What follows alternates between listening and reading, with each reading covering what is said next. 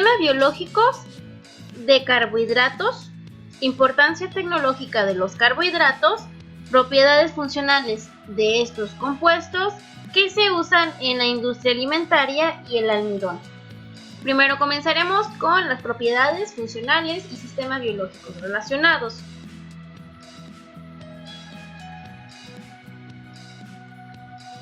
Los carbohidratos son macromoléculas que constituyen la composición de los alimentos, además también de la composición estructural de los seres vivos. Los encontramos en las células de todos los tejidos y tienen funciones biológicas en un organismo vivo. Sin embargo, en este momento pues nosotros nos vamos a involucrar con la participación de los carbohidratos en los alimentos. Por lo tanto, hay que recordar un poco algunas generalidades. Su composición estructural, la composición química, está integrada por átomos de carbono, hidrógeno y oxígeno.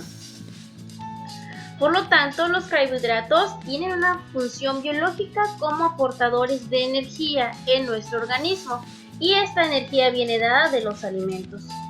Además, también funcionan como soporte estructural cuando están en los alimentos. ¿Cómo sucede esto? Cuando le dan estructura a un alimento con un tipo de carbohidrato. En este caso estaríamos hablando de la celulosa.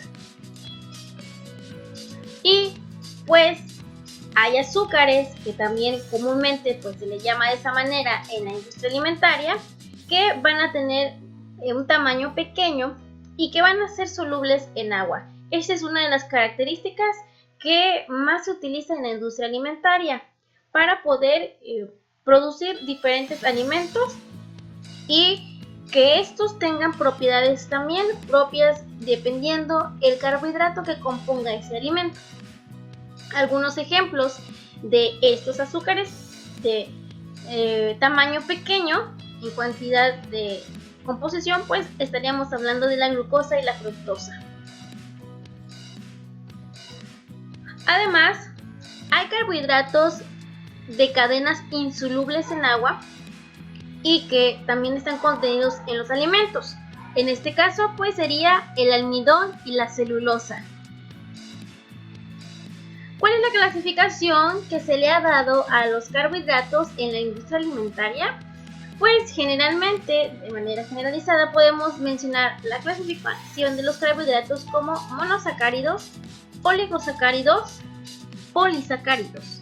Dentro de los monosacáridos encontramos las aldosas y las cetosas de acuerdo a su grupo funcional. Si es el grupo aldehído para las aldosas y si es el grupo ceto de las cetosas.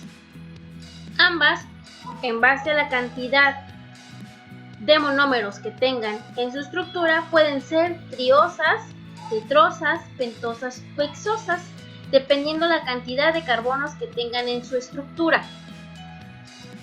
Cuando nosotros hablamos también de la composición de cuántos monómeros tenga, hay otra clasificación, si son mono, oligosacáridos o polisacáridos.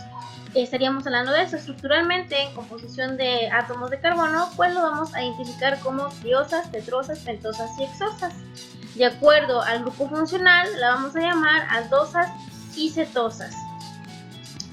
Cuando estamos hablando de los oligosacáridos, aquellos que van a constituir esta clasificación, estaríamos diciendo que son compuestos de carbohidratos que tienen al menos en su estructura menos de 10 monómeros como tal, ya sean disacáridos, trisacáridos o hasta llegar a 10 decasacáridos.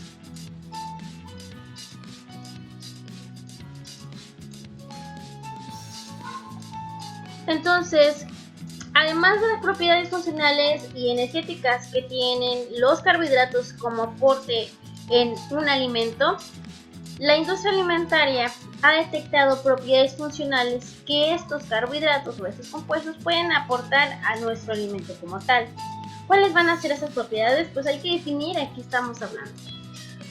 Las propiedades funcionales o una propiedad funcional es aquella propiedad que presenta un componente alimentario diferente a las propiedades nutricionales y que influye sobre su utilización en la industria alimentaria.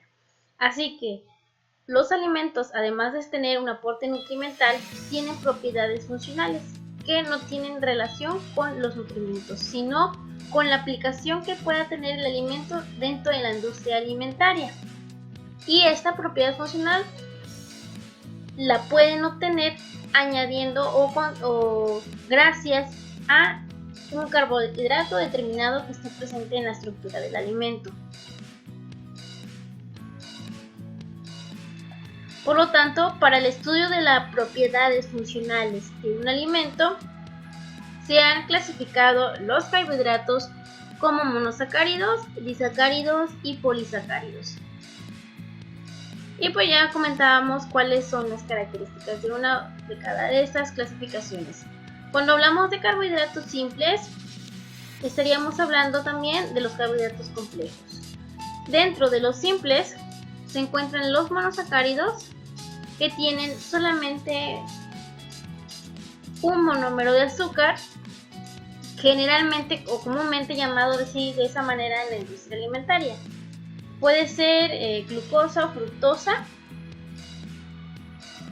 En el caso de los disacáridos encontramos 2 unidades de azúcar o monómeros, pero son 2 disacáridos. En el caso común pues tenemos la manosa o la sacarosa en la industria alimentaria. Para los carbohidratos complejos pues son los polisacáridos, cuando son más de 10 monómeros que integran el carbohidrato en su totalidad, estaríamos hablando de polisacáridos. Y un ejemplo bastante común de identificar un polisacárido empleado en la industria alimentaria es el almidón. Por lo tanto, de los ejemplos que tú puedes conocer de los carbohidratos que se usan en la industria alimentaria, pero que son de tipo monosacárido, tenemos la glucosa y la fructosa. Para los de tipo disacáridos, la manosa y la sacarosa. Vean cuáles son las unidades de carbohidratos o las unidades monoméricas que tienen estas sustancias, si son de glucosa o glucosa fructosa. En el caso de los carbohidratos complejos, pues ya mencionamos el almidón, más de 10 monómeros de glucosa. Entonces, los monosacáridos son aquellos compuestos que tienen una sola unidad de azúcar o de glucosa. Tenemos aquellos que tienen 5 carbonos, como las pentosas. Todos los azúcares tienen la terminación de polvo y par en osas, siempre que tengan cierta cantidad de carbonos en su estructura. Las pentosas tienen 5 carbonos. Y de los ejemplos más representativos que se ocupan en la industria alimentaria, tenemos la xilosa, la arabinosa y la ribosa. Azúcares de 5 carbonos, todos en su estructura. Otro ejemplo son las hexosas, que tienen 6 unidades de 6 carbonos en su estructura, en su ciclo como tal, cuando se encuentran funcionalmente. Entonces, dentro de la industria alimentaria, pues tenemos las aldosas y las cetosas. Recuerda que las aldosas están definidas por su grupo funcional, que es el grupo aldehído, y las cetosas por el grupo ceto. Cuando hablamos de hexosas que están dentro de los aldehídos como tal o aldosas, dentro de las aldosas estaríamos mencionando la glucosa y la galactosa, porque tienen en su estructura un grupo aldehído. Y para el caso de las cetosas, la fructosa. Todos estos monosacáridos que hemos conocido hasta ahorita, al menos 6, son altamente utilizados en la industria alimentaria para poder sintetizar diferentes productos manufacturados, entre ellos muy comúnmente las bebidas refrescantes.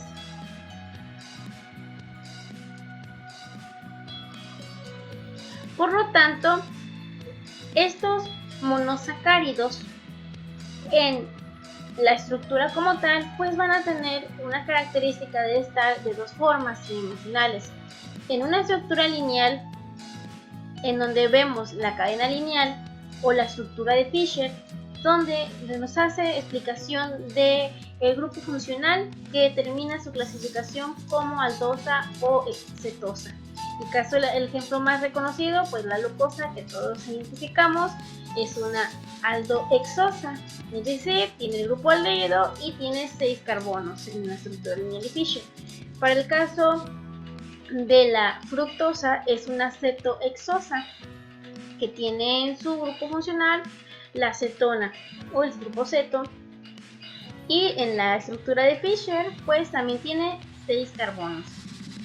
Y sucede que cuando están estos compuestos actuando o funcionando en su forma activa o biológica, toman su forma de hemiacetal, de tal manera que se produce un enlace hemiacetal entre el grupo aldehído y un grupo alcohol de la estructura de nuestros sacáridos como tal. En el caso de la glucosa, la vamos a encontrar siempre en su forma de hemiacetaldehído. Cuando hablamos de los oligosacáridos, van a ser aquellos carbohidratos que van a contener en su estructura a partir de 2 monosacáridos hasta 10 unidades. Entonces, que están enlazadas entre sí. A este resultado de los enlaces entre 2 o más monosacáridos, pues estaríamos hablando de los oligosacáridos. 2 o 10 unidades. ¿Cuáles son los oligosacáridos más importantes utilizados en la industria alimentaria? Tenemos los disacáridos, que son 2 unidades de azúcar. Estos son la sacarosa, la lactosa y la maltosa. Para el caso de los trisacáridos, que tienen 3 unidades, tenemos la rafinosa, y para los tetra y pentasacáridos tenemos la estaquiosa y la verbascosa. Todos estos son ejemplos de oligosacáridos comúnmente utilizados en la industria alimentaria y que al menos de los más importantes que se utilizan para producir los diferentes alimentos manufacturados o que podemos encontrar en un alimento de tipo natural como las frutas y verduras o algún producto lácteo. Estaríamos hablando de la sacarosa, la lactosa y la maltosa.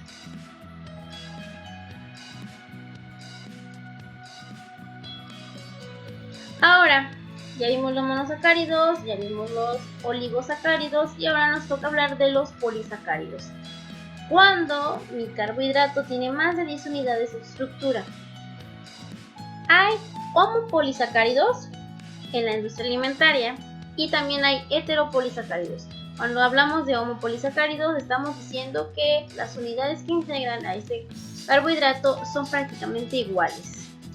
En el caso de los carbohidratos heteropolisacáridos estamos hablando de que las estructuras de estos polisacáridos son diferentes, al menos 2 o 3 diferentes entre sí. Los homopolisacáridos más importantes utilizados en la industria alimentaria son el almidón, el glucógeno y la celulosa. Y los heteropolisacáridos más utilizados en la industria alimentaria son la hemicelulosa y las pectinas.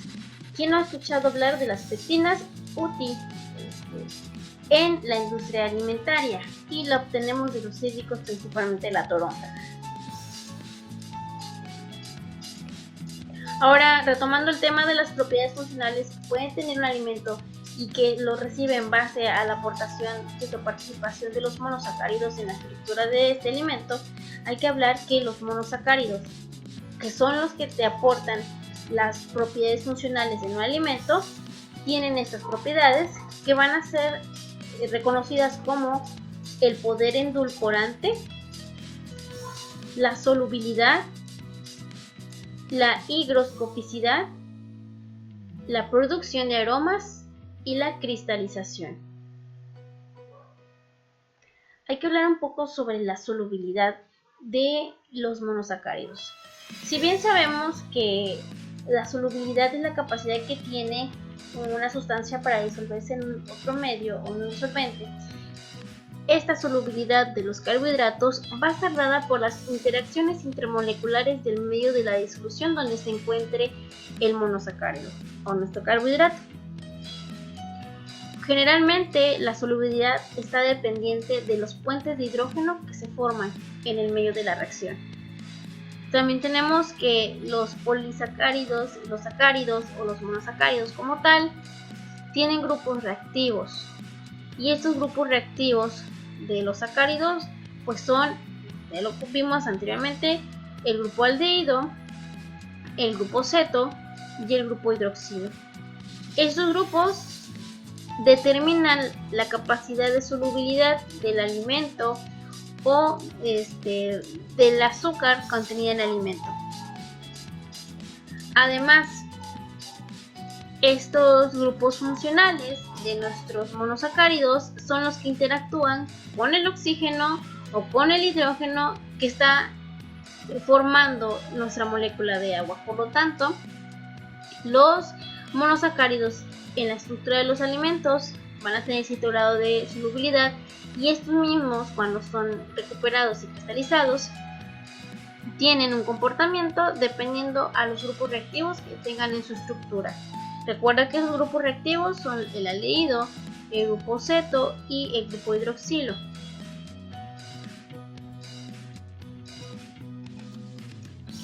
¿Cuáles van a ser las características que afectan la solubilidad de los monosacáridos? Esta solubilidad de los carbohidratos, en específico los monosacáridos, va a ser favorecida por algunas propiedades químicas y algunas propiedades físicas de nuestros grupos funcionales que están presentes dentro de los carbohidratos. En este caso, esas propiedades o características químicas y físicas van a estar dadas por dos tipos de estructuras, dos procesos que determinan las características químicas y físicas de un carbohidrato, y esta es la tautomería y la mutarrotación. Los carbohidratos tienen esas características de ser tautómeros y mutarrotables. Por lo tanto, esta capacidad de tautomería y mutarrotación va a determinar el grado de solubilidad de nuestro monosacárido en una disolución, en un alimento, etc. Cuando hablamos de la tautomería, estamos hablando de que son aquellos carbohidratos isómeros que se van a diferenciar, pues tú sabes, de acuerdo a los isómeros, de acuerdo a la posición de un grupo funcional, es decir, son prácticamente iguales, solamente que lo que cambia la ubicación de su grupo funcional.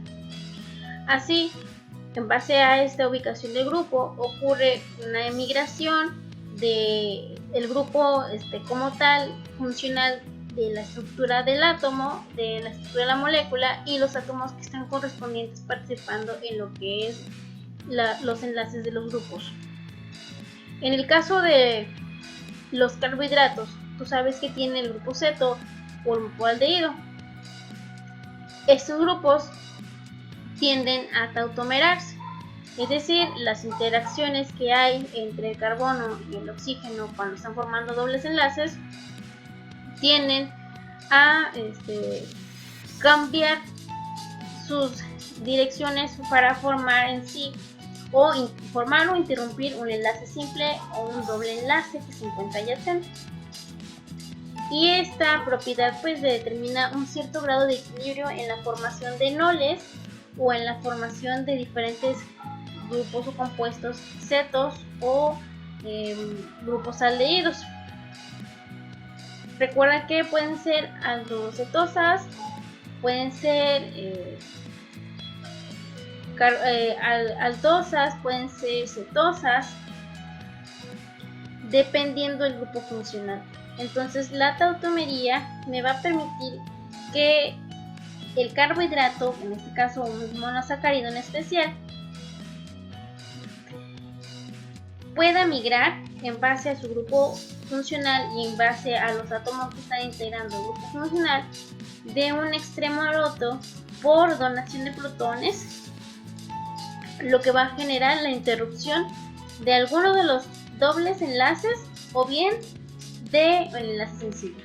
En este caso, por ejemplo, viendo la estructura química de nuestro enol, sucede que el enol tiene un doble enlace carbono-carbono y este doble enlace se ve interrumpido de acuerdo al proceso de tautomería, en donde se rompe el doble enlace carbono-carbono y el doble enlace ahora lo forma a partir de un carbono-oxígeno, donando del grupo hidroxilo a los protones que se van a adicionar sobre el carbono de nuestro inicialmente enol para formar un compuesto totalmente diferente en base al grupo funcional y diferentes propiedades en base a los grupos funcionales.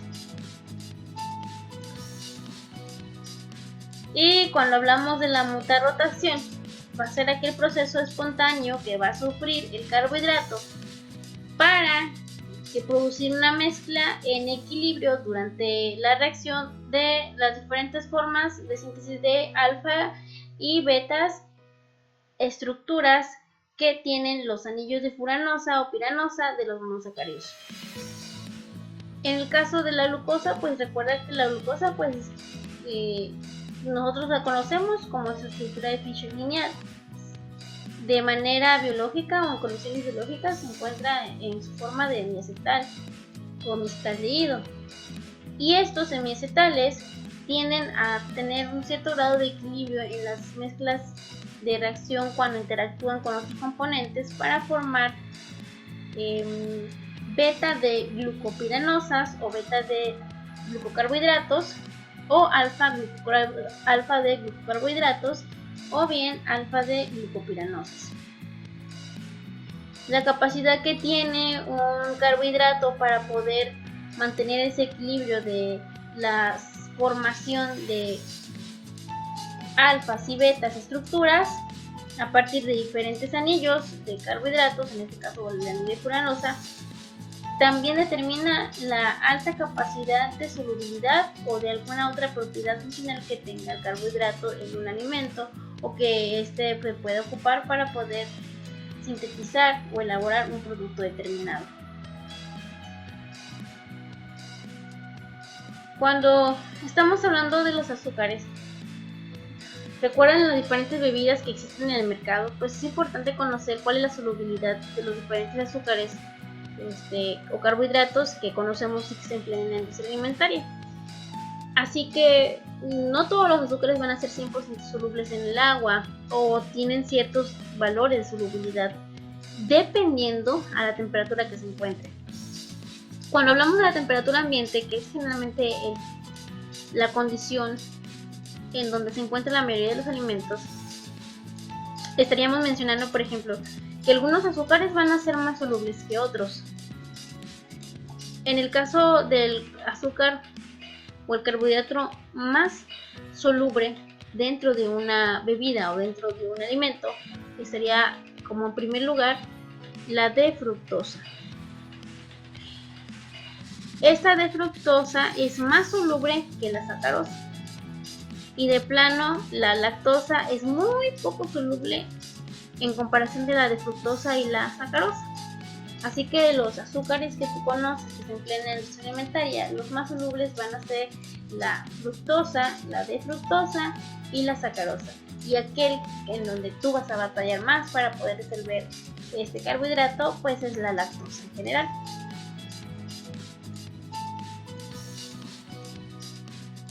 Otra de las propiedades que tienen los carbohidratos, propiedades funcionales que le dan esa funcionalidad al alimento para poder mejorar o para poder garantizar buenas propiedades organolépticas, es el poder endulcorante. Aquel poder endulcorante es propio de las unidades de azúcar o los azúcares de bajo peso molecular. Estamos hablando de monosacáridos y disacáridos que tienen la característica de ser dulces o de aportar ese sabor dulce en un alimento cuando este es consumido. Sin embargo, el poder endulcorante de un alimento va a depender de la capacidad de dar la sensación de dulce cuando nosotros estamos consumiendo un alimento. ¿Y de qué depende? Pues de varios factores. ¿Cuáles son esos? En primer lugar, la existencia de isómeros. Ya vimos que una isomería puede dar resultado de una tautomería o una mutarotación, pero pues en sí la existencia, la presencia de un isómero de carbohidratos pues determina el poder endulcorante. También este poder endulcorante depende de la temperatura, si es cálida, si es fría, si está a temperatura ambiente. Y también el poder endulcorante depende de la existencia de otros compuestos, y esto lo hablábamos de algunas interacciones que puede tener el grupo funcional con los diferentes compuestos. Por lo tanto, la existencia de isómeros de carbohidratos en un alimento, cuando nosotros estamos consumiendo o mordemos una fruta o un alimento manufacturado, en base a las propiedades organolépticas de nuestros sentidos, en el caso específico el sentido del gusto, va a determinar los diferentes grados a partir de los receptores que tenemos en nuestra lengua, a partir de las papilas gustativas, qué tipo de sabor se encuentra o estamos consumiendo en un alimento. En el caso de los carbohidratos, pues tú sabes que estos aportan el sabor dulce de un alimento para que nuestro sentido o nuestros receptores puedan detectar el sabor dulce y mandar el mensaje a nuestro cerebro. Pero las interacciones de los grupos hidroxilos de los isómeros de los carbohidratos con los quimiorreceptores de las papilas gustativas pues no será pues siempre igual, ¿verdad? Por lo tanto, nuestro cerebro va a procesar diferentes tipos de dulce que hay en un alimento. Pero tú sabes que generalmente es un solo sabor, es dulce. Sin embargo, nuestros receptores, en base a los diferentes grupos isómeros que hay también, y en base al grupo hidroxilo, pues detecta diferentes tipos de dulce. El poder endulcorante tiene cierto efecto y valor cuando se encuentran a diferentes temperaturas. Por lo tanto, el dulzor de un alimento que tiene alto contenido de carbohidratos, es decir, de azúcares, va a variar de acuerdo a la temperatura. Y esta propiedad pues es útil para la elaboración de bebidas refrescantes.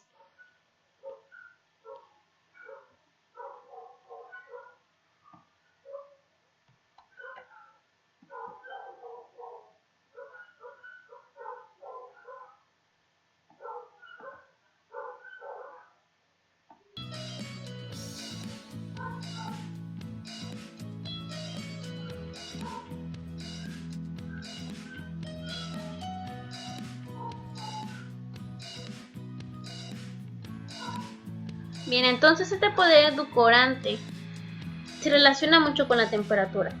Y esta propiedad funcional del carbohidrato que se añade a las bebidas va a determinar pues el tipo de dulzor que llega a nuestros receptores.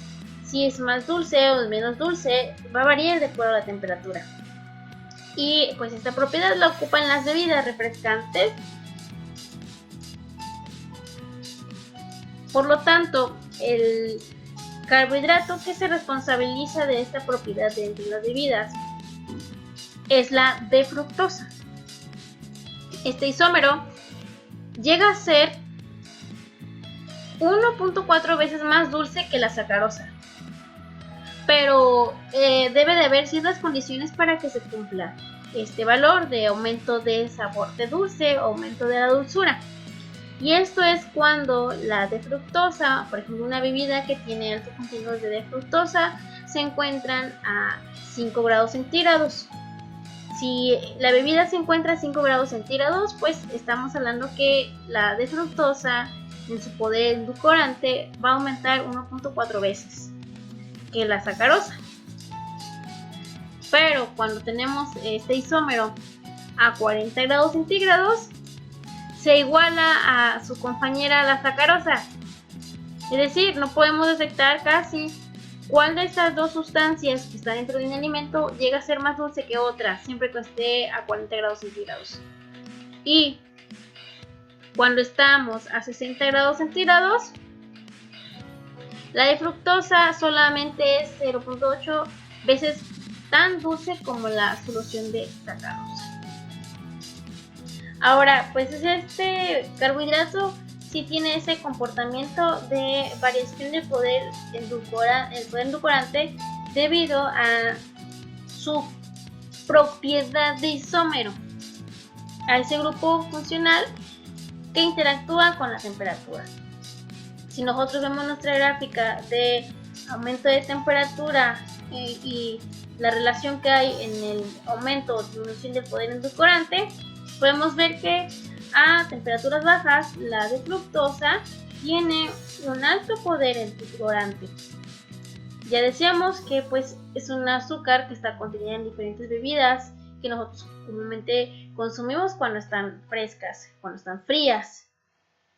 Una vez que va aumentando la temperatura de ese alimento, de esa bebida, pues la dulzura se va reduciendo significativamente a comparación de la sacarosa, de los otros azúcares como la de glucosa o la galactosa. Por lo tanto, si nosotros vemos nuestra gráfica de reducción de poder endulcorante en base al aumento de temperatura, podemos determinar que la de fructosa no ve favorecido su poder endulcorante cada vez que se aumenta la temperatura. Y en un momento llega a igualarse con el poder endulcorante de la sacarosa, casi cuando llega a partir de los 40 grados centígrados.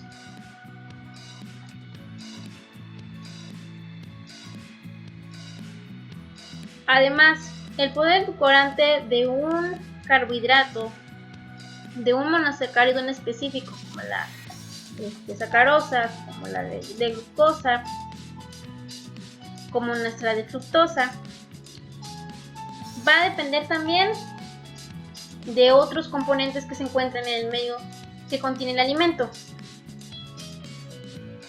Hablamos, por ejemplo, de la concentración de alcohol. Por ejemplo, nuestro etanol como tal aumenta el poder endulcorante o la dulzura de la sacarosa. Entre mayor porcentaje de alcohol tengamos en el alimento, más es el aumento del poder endulcorante del monosacárido. En este caso, por ejemplo, teníamos la sacarosa. También va a depender de otros componentes del medio, por ejemplo, si tenemos un aditivo que se usa para enmascarar la dulzura de muchos alimentos por altos contenidos de algún tipo de carbohidrato, por ejemplo la fructosa, y esto es la carboximetilcelulosa. Una vez que se le añada carboximetilcelulosa como aditivo a nuestro alimento, este es capaz de enmascarar el poder endulcorante, así que no podemos detectar si es muy dulce el alimento o si estamos consumiendo grandes cantidades de azúcares debido a que se ha enmascarado el poder endulcorante, y esto es gracias a que hay otro componente en el medio que me lo enmascara, y este es el carboximetilcelulosa. Además, las sustancias amargas, ácidos y sales que están contenidos en los alimentos van a interferir en el sabor dulce del carbohidrato o que el carbohidrato proporciona a nuestro alimento. Recuerden que son propiedades funcionales, es decir, mi carbohidrato me proporciona funcionalidades al alimento en base a la composición y grado y tipo de carbohidrato que esté dentro de este. Así que estos poderes endulcorantes se ven afectados por otros componentes del medio en el alimento. También existen otros aditivos como el mantol y el etilmantol que también van a aumentar el poder endulcorante de la sacarosa. En el caso del mantol, reduce al menos hasta un 50% de la percepción mínima del disacárido o de algunos otros disacáridos que pueden estarse añadiendo al alimento.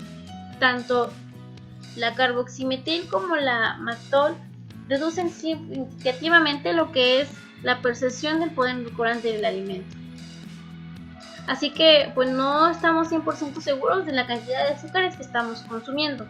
Sin embargo, en la industria alimentaria, estos componentes de los alimentos y la relación que tienen con los diferentes macromoléculas que podemos encontrar, por ejemplo en el caso de los carbohidratos, es de gran ventaja para la aplicación de desarrollo de nuevas tecnologías alimentarias o nuevos productos. Ya finalmente, para cerrar el tema en cuestiones de algunas propiedades funcionales, porque nos faltan otras de revisar, pero más específicamente el poder endulcorante, tenemos una tablita, la tablita pues de la dulzura relativa de un alimento. En base a el contenido del tipo de endulcorante que se esté utilizando. Nosotros ya conocemos que los edulcorantes generalmente son monosacáridos o disacáridos en algunos casos, pero generalmente son monosacáridos. Algunos ejemplos que tú ya conocías de edulcorantes alimenticios es la sacarosa, pero también está la fructosa, está la glucosa, está la lactosa, está la maltosa, la galactosa, la sacarina, el ciclamato de sodio, el aspartamo, el niotamo, el acesulfel K, la taumatina, la DHC de nuestro compuesto neosporidina, muy comúnmente encontrado en las cáscaras de toronja, y la sucralosa, así como el estibiócido, son ejemplos de endulcorantes. Los más comúnmente conocidos pues son la sacarosa, la fructosa, la glucosa, la lactosa y la maltosa. También la galactosa son conocidos. Así que estas pues tienen la cima de pues algunos valores relativos de poder endulcorante del alimento. En el caso de los valores, pues tenemos a la fructosa con 1.73 de poder endulcorante. Así que pues sí tiene bastante grado de dulzura a comparación de pues otros endulcorantes naturales o bien que se han desarrollado de manera sintética. Esta tablita te la dejo para que tú vayas visualizando cuál es el grado de dulzura de el carbohidrato o monosacárido en cuestión y su poder endulcorante. En los alimentos pues esta tabla es importante para determinar el aporte tanto instrumental como el aporte funcional que puede tener el sistema alimenticio para poder manejarse algunas propiedades o manipular esos valores de poder endulcorante a diferentes temperaturas, por ejemplo, de acuerdo a los efectos de reducción o aumento de poder endulcorante. Ya en la siguiente sesión pues me regreso, otra les doy la tabla.